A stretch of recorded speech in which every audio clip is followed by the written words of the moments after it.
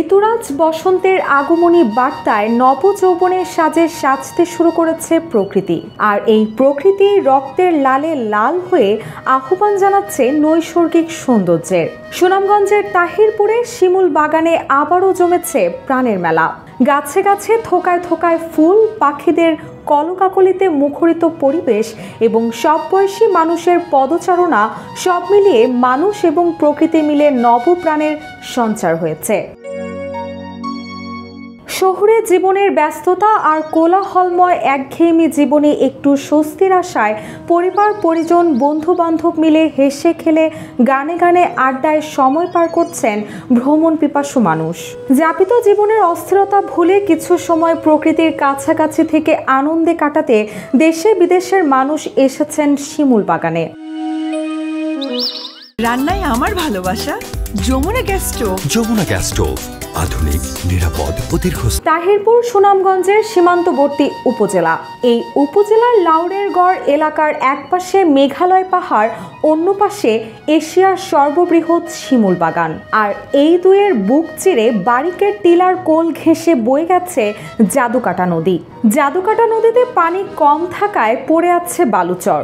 বছরের এই সময়টাতে এসে শিমুল বাগান, মেঘালয় পাহাড়, বারিকের টিলা আর জাদুকাটা নদী সব মিলে অপরূপ সৌন্দর্যের সৃষ্টি করেছে। আর নৈসর্গিক সৌন্দর্য নিজ চোখে দেখতে প্রতিদিন মানুষ ছুটে আসছেন এখানে। এই শিমুল বাগান এক এক সময় এক এক রূপ নেয়। বর্ষায় শিমুল বাগান সবুজ পাতায় আবৃত থাকে, আর বসন্তে পাতা ঝরে গিয়ে রক্তিম আভায় সাজে পুরো এলাকা।